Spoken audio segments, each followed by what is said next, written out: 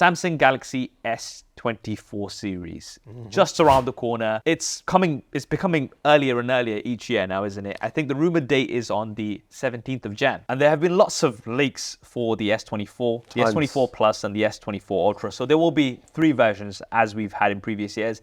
Now, generally speaking, I think the design looks pretty similar. So the design update is pretty incremental. I think the key thing that we've seen from these leaks and rumors is that the displays are going to be flatter.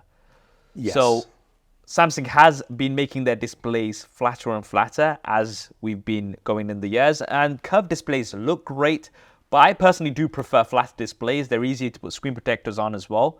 So it looks like the front will be pretty much flat, and then we'll have some curves along the edges. But generally speaking, the design language does look the same, doesn't it? Yeah, it does look the same. I think some people might be peeved about that, just because it's the same design language, at least for 3 years. Yeah. But again, with the flat display, it's a little bit of a difference. I'm fond of the curved displays, honestly. I don't care about screen protector in front because you know what? You just gotta take the wild side, just let it ride. Depends. Some people are, that's a big investment, so I understand.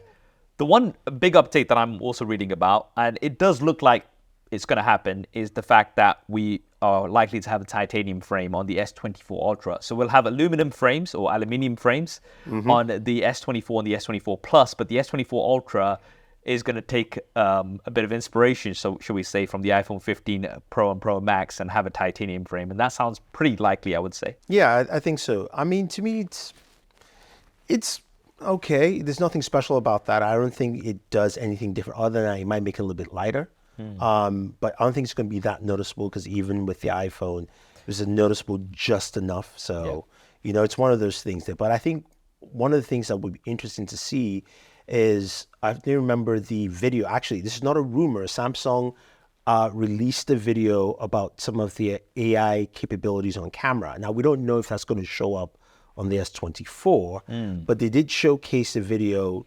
highlighting multiple camera angles with some AI features where you can actually record the full scene like both of us here, and also have another lens zoom in to say SAF directly and still record that at 4K.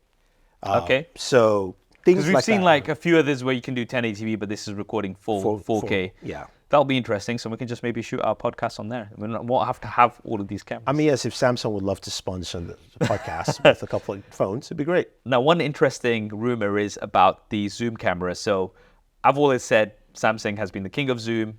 The 10x periscope zoom camera, which can go all the way up to 100x. It's a bit of a gimmick when it goes to that level of zoom, but still 20, 30 times, you can get some really good zoom.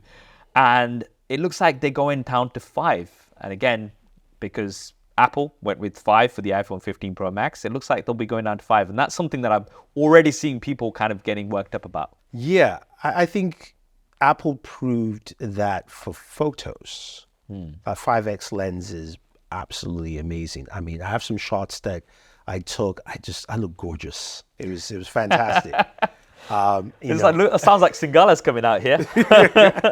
But I think Samsung looked at that and said, you know what, this is something that we also can do and we should showcase. But I think fans, to me, can they replicate, or at least closely replicate what the 10X can do digitally with the 5? With all that AI. Exactly, all that AI. But it's going to be interesting. I'm definitely going to be doing some SuperSaf style camera comparisons. We're going to be putting the 10x zoom camera of the S23 Ultra comparing it to the S24 Ultra.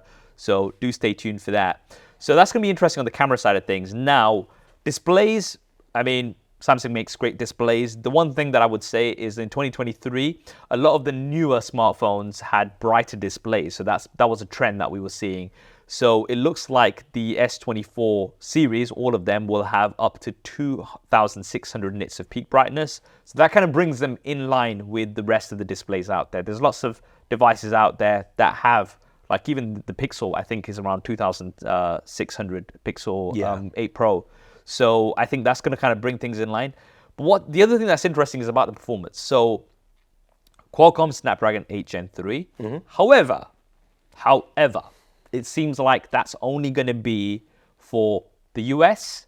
Thank you. Which is, For you guys that might not know, the S23 series was full Qualcomm, 8 Gen 2. Now, it was a custom one for Galaxy, but then they didn't have Exynos. Traditionally, we've had two versions. We've had a Qualcomm version in US and I think Korea, but in other regions like Europe and Asia, they've gone for an Exynos version. And although the performance is similar in certain aspects, there are still differences and there's no consistency. Yes. But it looks like they're kind of going back on that, and some versions, some regions will have the Snapdragon 8 Gen 3 and others will have the Exynos 2400 or 2400.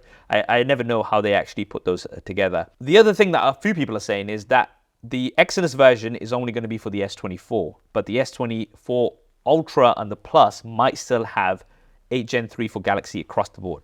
Now, I'll be happy if that's the case, but it might not be. Yeah, I think they're in very shaky waters because, number one, you have a 8 Gen 3 chipset that has already been proven by devices already out, available. And everyone was happy last year with 8 Gen 2 across the board. Yeah. So it just feels like a regression, right? And also means that for them, you're not selling your cheapest device in the line to more people, because some people just go, I don't want it. I might just skip. You know, because you may not want to go to a Plus, you may not want to go to an Ultra. You might just be too expensive or just not your style, right? But the other thing I think here is, I heard this rumor earlier in 2023 that's, you know, there was a deal with Samsung and AMD to have an AMD graphics chipset in Exynos chip. That was announced, I think, a couple of years ago. And the rumor early on was that the next Galaxy will have that chip. But that was early 2023, so everyone's like, who knows? But it looks like it's coming back. So it might be that. So who knows? We might see better performance.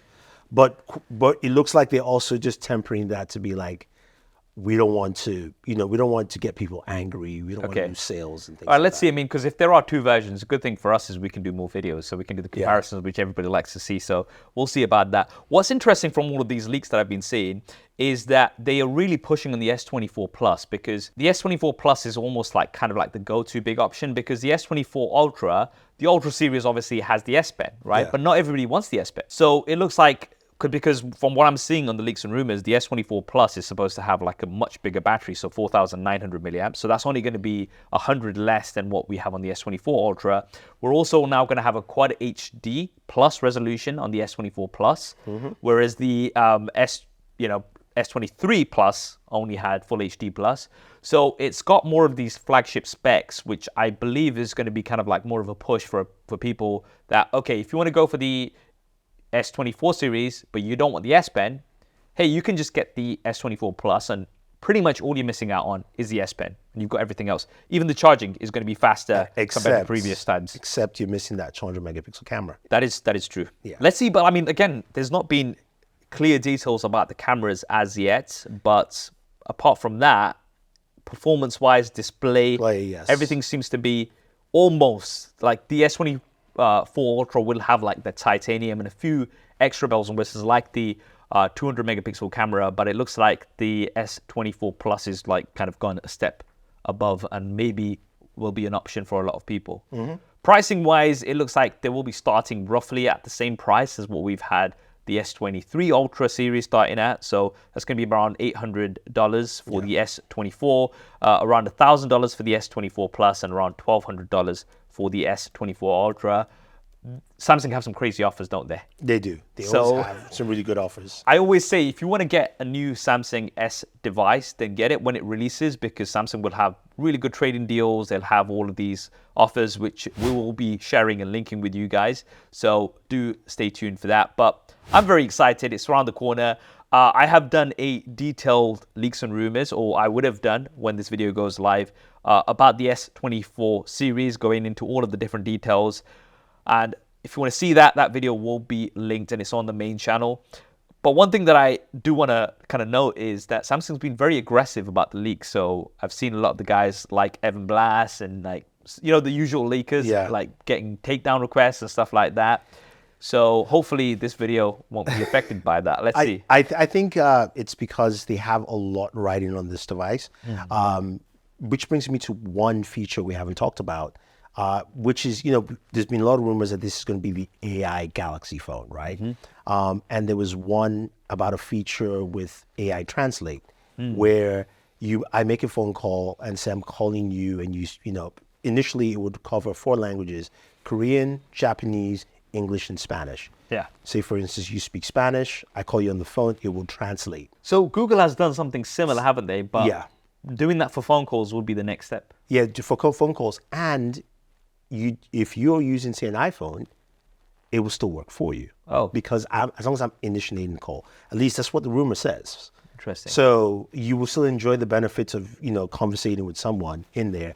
And I think maybe that's why Samsung's been really aggressive, because they've got all these different things that they want to really showcase and highlight. So even though the design might look similar, but there are a bunch of other features which should really sell the devices. But Yeah. round the corner, stay tuned for our coverage, guys.